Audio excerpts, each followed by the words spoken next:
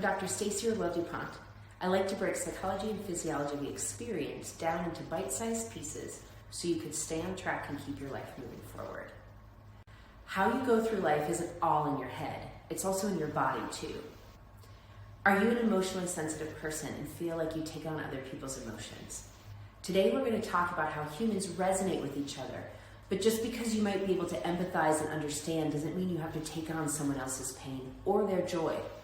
Here are a couple of tips to help you separate your emotional experience from other people's. In another video, I cover not being responsible for someone else's emotions. You can find the link to that video in the description below. It might be helpful as a starting point for today's thoughts on being in relationship. In mammals, we have this thing called limbic resonance. It's a biological thing that helps us know what the other person or mammal is possibly feeling. This is useful in situations where you might need to move quickly away from an angry person, or if you're catching some come closer vibes, you might want to follow them. Getting these knowings right keeps the species going. We also have these things called mirror neurons.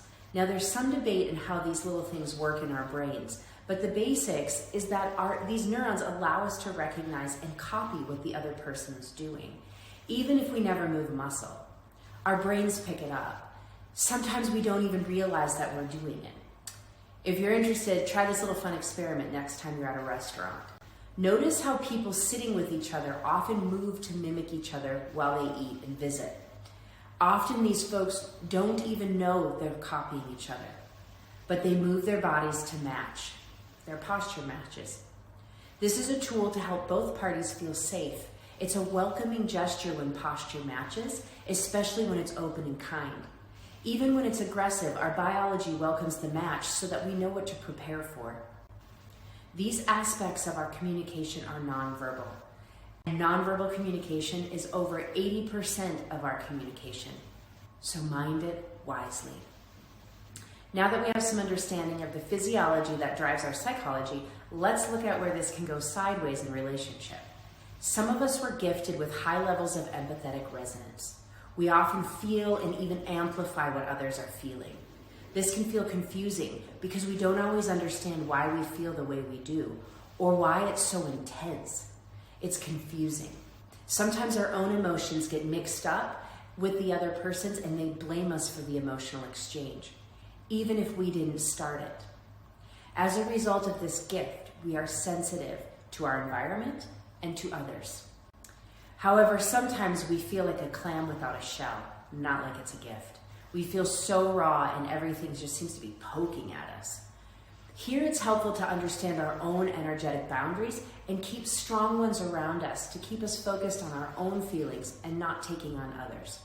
We might need to take a break and excuse ourselves from someone else's energy for a moment to gather our own thoughts and determine what is ours and what belongs to the other person.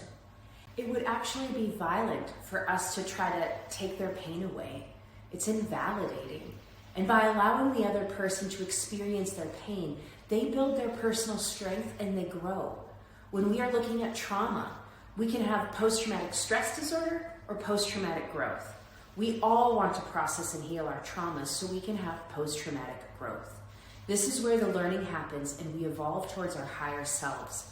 The bottom line is empathy is a gift and helps us feel connected to those around us. We share a number of biological structures that make limbic emotional resonance possible, and we can use this physiology to increase our emotional intelligence and enhance our psychology. However, if you are a sensitive person, you might get caught up in rescuing others and working to relieve their pain so you aren't feeling it too. But be careful of this action, as it robs people of learning and growth. Your job is to build good energetic boundaries, be a witness to another person's emotional experiences, validate their struggle, and support them just by being there, but not by taking it on or amplifying their emotions. When you can use this gift to support rather than rescue, it's a whole lot less stressful for you, less taxing, and much more enjoyable as you connect with others on a real, authentic, genuine level.